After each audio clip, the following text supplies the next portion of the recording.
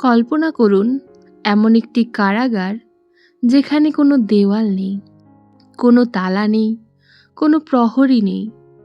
তবুও মানুষ বছরের পর বছর সেখানে বন্দী হয়ে থাকে। অদ্ভুত ব্যাপার হলো সেই কারাগার থেকে বেরিয়ে আসার দরজাও সবসময় খোলা থাকে, কিন্তু অধিকাংশ মানুষ কখনো সেটা দেখতে পায় না। কারণ এই বন্দিত্ব বাইরে থেকে আসে না, এটি তৈরি হয় মনের ভেতরে।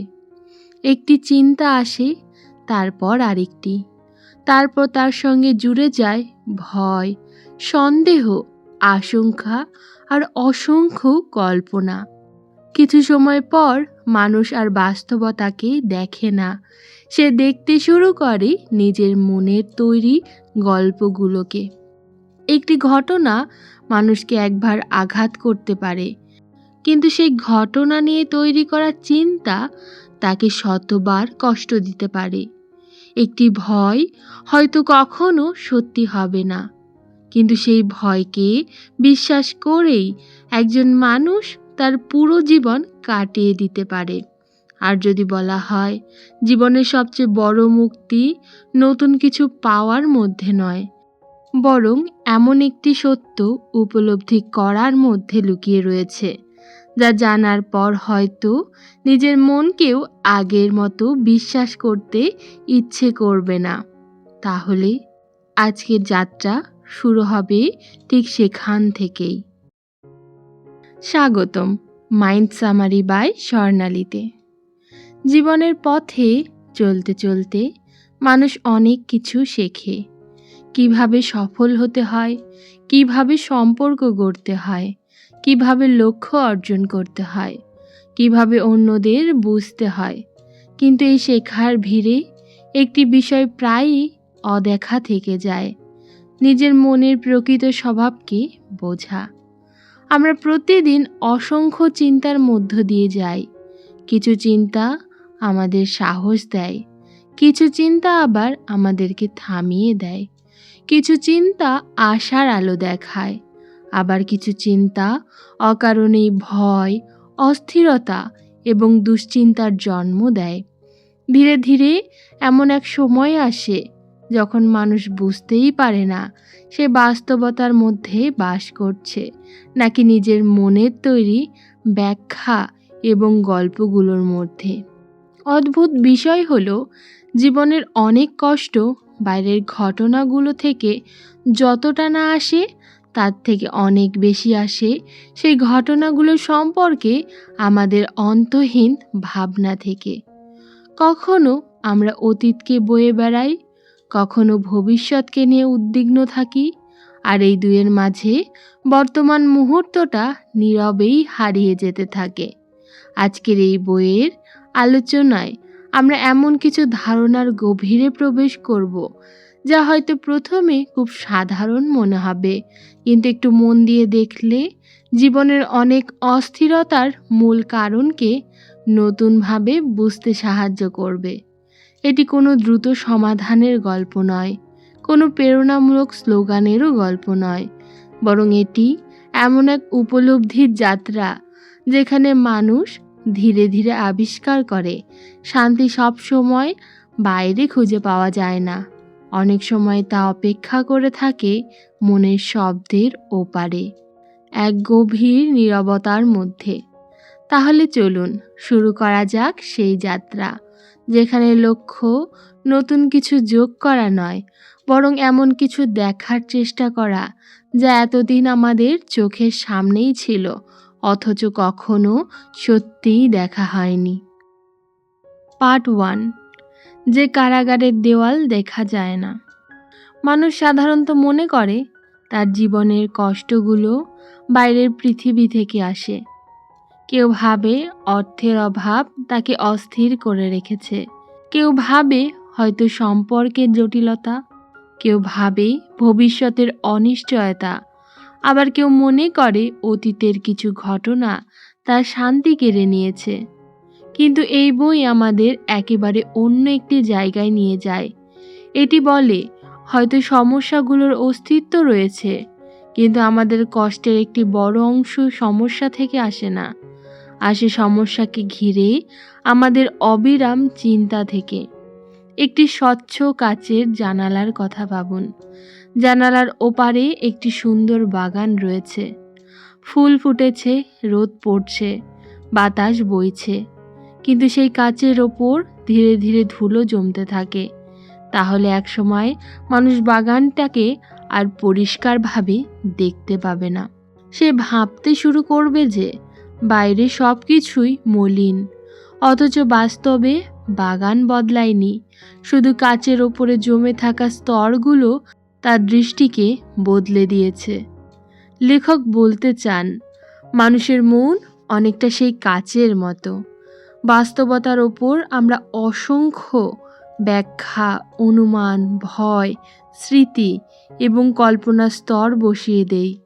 তারপর সেই স্তরগুলোকেই বাস্তবতা মনে করতে শুরু করি। ধরুন, একজন মানুষ অফিসে কাজ করছে। একদিন তার বস খুব সংক্ষিপ্তভাবে কথা বললেন। ঘটনাটি মাত্র কয়েক সেকেন্ডের, কিন্তু বাড়ি ফেরার পর মন কাজ শুরু করে দিল। হয়তো আমি কোনো ভুল করেছি, হয়তো উনি আমার উপর অসন্তুষ্ট, হয়তো আমার চাকরি চলে যাবে। কয়েক ঘন্টার মধ্যে একটি ছোট্ট ঘটনা থেকে একটি সম্পূর্ণ কাল্পনিক ভবিষ্যৎ তৈরি হয়ে গেল। আশ্চর্যের বিষয় হলো, সেই মানুষটি কষ্ট পাচ্ছে বসের কথার কারণে নয়, বরং নিজের মনের তৈরি গল্পের কারণে। বইটি বারবার এই জায়গাটাতেই ফেরত আসে। মানুষের সাফারিংয়ের সবচেয়ে বড় উৎস ঘটনা নয়, ঘটনার ব্যাখ্যা। একটি ছোট্ট পাথর যদি একটি শান্ত পুকুরে ফেলা হয়, তাহলে কিছু তরঙ্গ তৈরি হয় এবং কিছুক্ষণ পর জল আবার শান্ত হয়ে যায়। কিন্তু যদি কেউ সেই পাথরটিকে বারবার তুলে আবার ফেলে, আবার তুলে আবার ফেলে, তাহলে জল কখনো শান্ত হবে না। জীবনের ঘটনাগুলোও অনেকটা সেই পাথরের মতো। তারা আসে, কিছু প্রভাব ফেলে, তারপরে চলে যায়। কিন্তু মন এই একই ঘটনাকে শতবার পুনরাবৃত্তি করে, আর সেখান থেকেই জন্ম নেয় দীর্ঘস্থায়ী অস্থিরতা। এখানেই বইটি একটি অত্যন্ত শক্তিশালী ধারণা সামনে তুলে আনে। মানুষ তার চিন্তাকে এতটাই বিশ্বাস করে যে ধীরে ধীরে চিন্তা এবং সত্যের মধ্যে পার্থক্য করতে ভুলে যায়। একটি চিন্তা মাথায় আসলেই আমরা ধরে নেই সেটি বাস্তবতার প্রতিফলন। কিন্তু লেখক বলেন, চিন্তা অনেকটা আকাশে ভেসে যাওয়া মেঘের মতো। মেঘকে দেখে যেমন আকাশের প্রকৃত স্বরূপ বোঝা যায় না, তেমনি একটি চিন্তা দেখেও বাস্তবতার প্রকৃত চিত্র বোঝা যায় না। এখানে বইটি আরেকটি গভীর বিষয় তুলে ধরে। মানুষ ভাবে তার সমস্যার কারণ অতিরিক্ত চিন্তা নয়, বরং সে মনে করে অতিরিক্ত চিন্তা তাকে সমস্যার সমাধান করতে সাহায্য করবে। কিন্তু বাস্তবে অনেক সময় ওভারথিঙ্কিং হলো এমন একজন লোকের মতো যে একই দরজার সামনে দাঁড়িয়ে বারবার চাবি ঘোরাচ্ছে, অথচ দরজাটি অনেক আগেই খুলে গেছে। যে সমস্যার সমাধান করছে না, শুধু একই জায়গায় ঘুরপাক খাচ্ছে। এই কারণেই লেখক বলেন, শান্তি চিন্তার মাধ্যমে তৈরি হয় না। শান্তি তখনই প্রকাশ পায় যখন চিন্তার অবিরাম শব্দ কিছুটা স্তব্ধ হয়। একটি গভীর নদীর কথা ভাবুন। উপরিভাগে যদি ক্রমাগত ঢেউ ওঠে, তাহলে তলদেশ দেখা যায় না, কিন্তু যখন জল স্থির থাকে, তখন নিচে সব কিছু স্পষ্ট হয়ে ওঠে। মানুষের অন্তর্দৃষ্টি, প্রজ্ঞা এবং স্বাভাবিক বুদ্ধিমত্তাও ঠিক এমনই। এগুলো বাইরে থেকে আনা কোনো জিনিস নয়, এগুলো সবসময় ভেতরেই থাকে, কিন্তু অবিরাম মানসিক শব্দ সেগুলোকে আড়াল করে রাখে। বইটির অন্যতম গুরুত্বপূর্ণ উপলব্ধি হলো, মানুষকে তার চিন্তার বিরুদ্ধে যুদ্ধ করতে হবে না, কারণ যুদ্ধও আরেক ধরনের চিন্তা। অনেক মানুষ নিজের মনকে নিয়ন্ত্রণ করতে গিয়ে আরও ক্লান্ত হয়ে পড়ে। তারা প্রতিটি নেতিবাচক চিন্তাকে তাড়ানোর চেষ্টা করে, প্রতিটি ভয়কে দমন করার চেষ্টা করে, প্রতিটি উদ্বেগকে জোর করে সরিয়ে দিতে চায়। কিন্তু লেখক বলেন, চিন্তাকে নিয়ন্ত্রণ করার কোনো প্রয়োজন নেই। শুধু বুঝতে হবে যে প্রতিটি চিন্তাকে বিশ্বাস করারও প্রয়োজন নেই। আকাশ কখনো কি মেঘের সঙ্গে যুদ্ধ করে? নদী কি কখনো নিজের স্রোতকে থামানোর চেষ্টা করে? গাছ কি কখনো ঝরে পড়া পাতাকে ধরে রাখে? প্রকৃতির কোথাও এই সংগ্রাম নেই। কেবল মানুষই নিজের প্রতিটি মানসিক গতিবিধিকে নিয়ন্ত্রণ করতে গিয়ে আরও অস্থির হয়ে ওঠে। এই বই আমাদেরকে ধীরে ধীরে এমন একটি উপলব্ধির দিকে নিয়ে যায়, যেখানে মানুষ বুঝতে শুরু করে মনের প্রতিটি শব্দকে গুরুত্ব দেওয়া জরুরি নয়, প্রতিটি ভয়কে অনুসরণ করা জরুরি নয়, প্রতিটি ব্যাখ্যাকে সত্য বলে ধরে নেওয়া জরুরি নয়।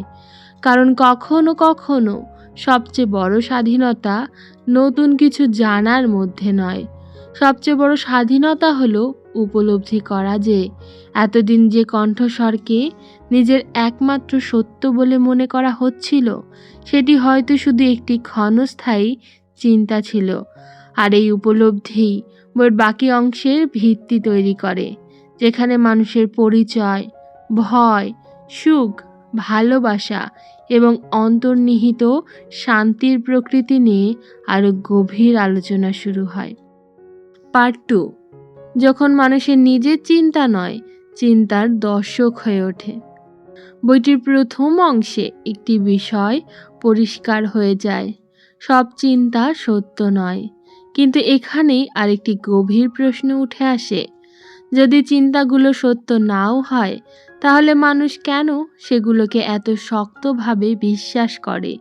কেন একটি ক্ষণস্থায়ী চিন্তা একজন মানুষের পুরো দিন নষ্ট করে দিতে পারে? কেন একটি পুরনো স্মৃতি বছরের পর বছর ধরে বর্তমানকে প্রভাবিত করে? কেন একটি ভবিষ্যৎ আশঙ্কা বাস্তব ঘটনার আগেই কষ্ট সৃষ্টি করে? জোসেফ নগুয়েন এই জায়গায় এসে মানুষের পরিচয় বা আইডেন্টিটি সম্পর্কে কথা বলেন। তিনি বলেন, মানুষের সবচেয়ে বড় বিভ্রান্তিগুলোর একটি হলো সে নিজেকে তার চিন্তার সাথে এক করে ফেলে। অর্থাৎ সে শুধু চিন্তা করে না, সে বিশ্বাস করতে শুরু করে যে সেই চিন্তাগুলোই সে নিজে। একটি মঞ্চের কথা ভাবুন, সেখানে প্রতিদিন অসংখ্য চরিত্র আসে, কেউ রাজা, কেউ ভিখারি, কেউ নায়ক বা কেউ খলনায়ক। নাটক শেষ হলে চরিত্রগুলো চলে যায়, কিন্তু মঞ্চটি থেকে যায়। মানুষের মনেও প্রতিদিন অসংখ্য চিন্তা আসে, কখনো আত্মবিশ্বাসের চিন্তা, কখনো ভয়ের, কখনো ভালোবাসার বা কখনো রাগের। কিন্তু সমস্যা শুরু হয় তখন যখন মানুষ মঞ্চকে ভুলে গিয়ে কোনো একটি চরিত্রকেই নিজের প্রকৃত পরিচয় মনে করতে শুরু করে। যদি একটি ভয়ের চিন্তা আসে, সে বলে আমি ভীত। যদি একটি দুঃখের চিন্তা আসে, সে বলে আমি ভেঙে পড়েছি। যদি একটি সন্দেহ চিন্তা আসে, সে বলে আমি অক্ষম। অথচ বইটি আমাদের একটি সম্পূর্ণ অন্য রকমের দৃষ্টিভঙ্গি দেয়। এটি বলে, হয়তো সেই চিন্তাগুলো আপনার মধ্যে এসেছে, কিন্তু সেগুলো আপনি নন। যেমন আকাশে মেঘ আসে আবার চলে যায়, তেমনিভাবে চিন্তাও আসে এবং চলে যায়। আকাশ কখনো মেঘ হয়ে যায় না, তেমনি মানুষও তার চিন্তা হয়ে যায় না। এই ধারণাটি বোঝার জন্য লেখক যেন আমাদের একটি শান্ত নদীর ধারে নিয়ে যান। নদীর ওপর ভেসে যাচ্ছে শুকনো পাতা। যদি কেউ নদীতে ঝাঁপিয়ে পড়ে, প্রতিটি পাতাকে থামানোর চেষ্টা করে, তাহলে সে ক্লান্ত হয়ে যাবে। কিন্তু যদি সে তীরে বসে শুধু দেখার সিদ্ধান্ত নেয়, তাহলে বুঝবে যে পাতাগুলো নিজের গতিতেই ভেসে যাচ্ছে। চিন্তাও অনেকটা তেমনই। মানুষ সারা জীবন প্রতিটি চিন্তাকে থামাতে, বদলাতে এবং নিয়ন্ত্রণ করতে ব্যস্ত থাকে, কিন্তু খুব কম মানুষ শুধু তাকে পর্যবেক্ষণ করতে শেখে। বইটি বলে, মানুষের স্বাভাবিক অবস্থা অস্থিরতা নয়, তার স্বাভাবিক অবস্থা হলো শান্তি। যেমন একটি হ্রদের স্বাভাবিক স্থিরতা।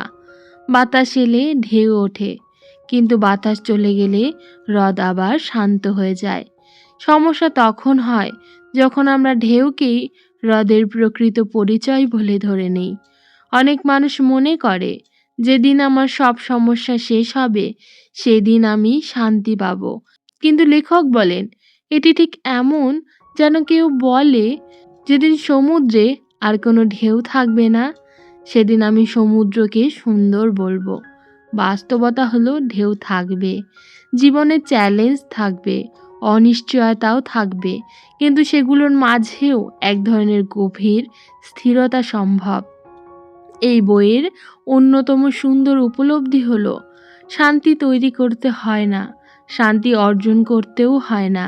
শান্তি মানুষের প্রকৃত স্বভাবের অংশ। শুধু চিন্তার অতিরিক্ত কোলাহল সেটিকে আড়াল করে রাখে।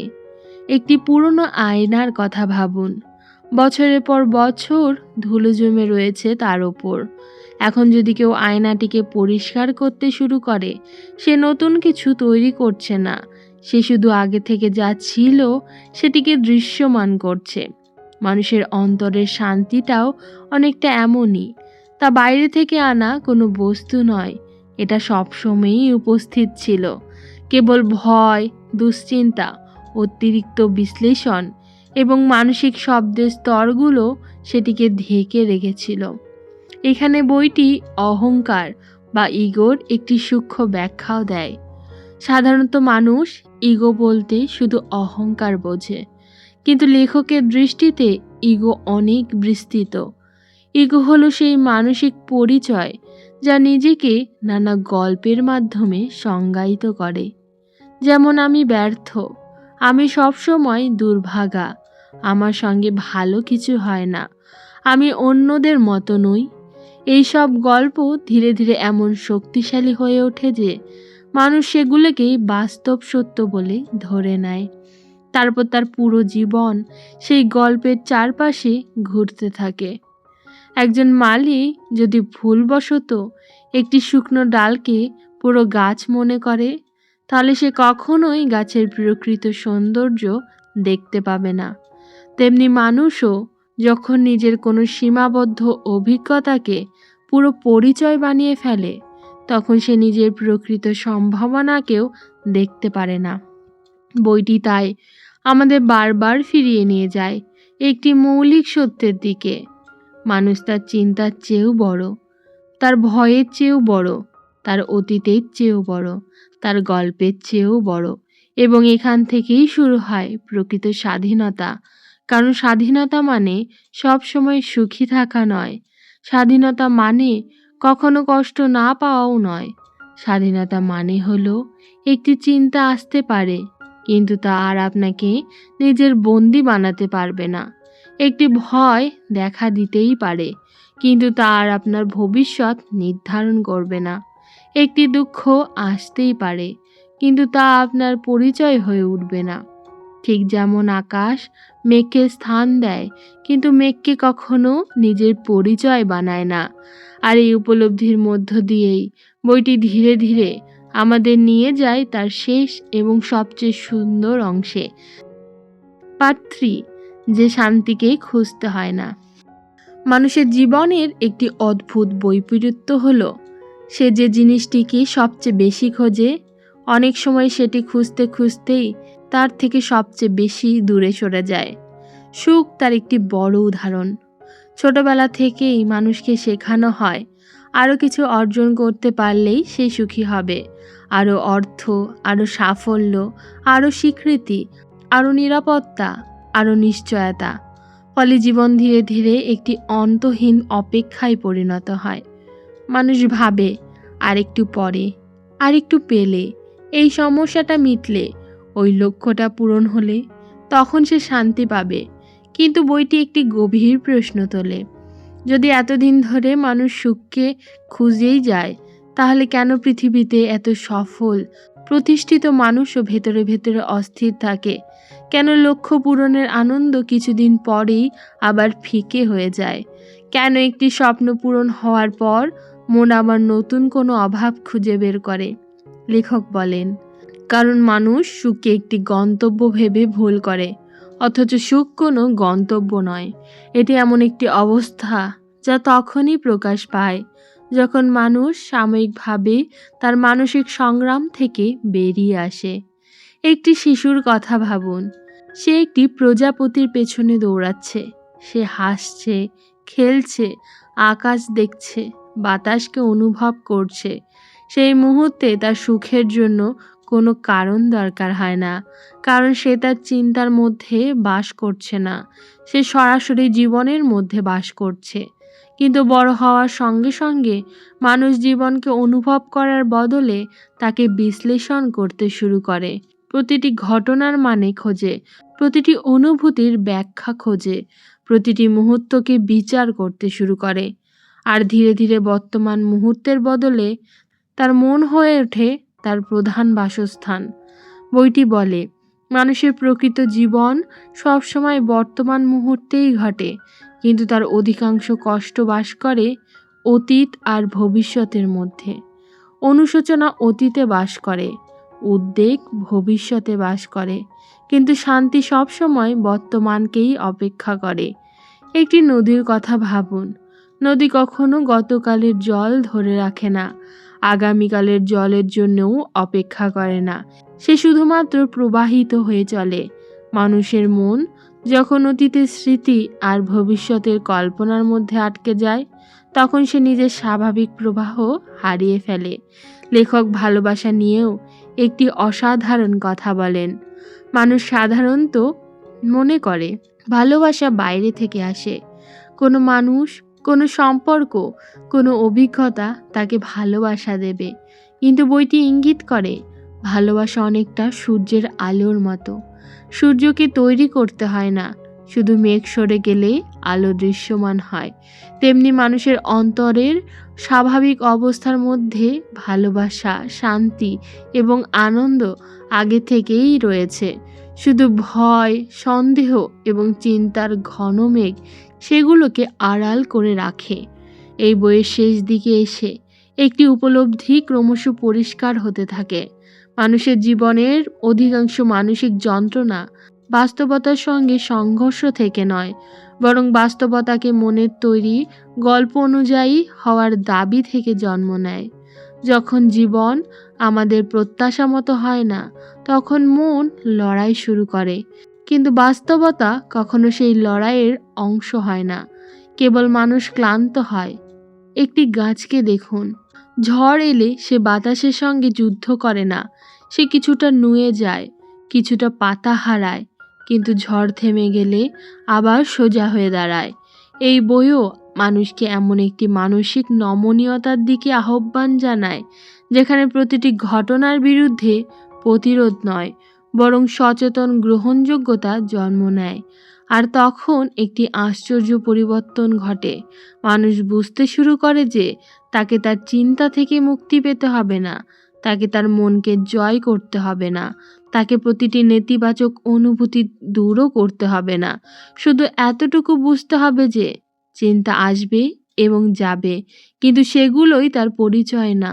ভয় আসবে এবং যাবে, কিন্তু সেটাই তার ভবিষ্যৎ নয়। অস্থিরতা আসবে এবং যাবে, কিন্তু সেটাই তার প্রকৃত স্বভাব নয়।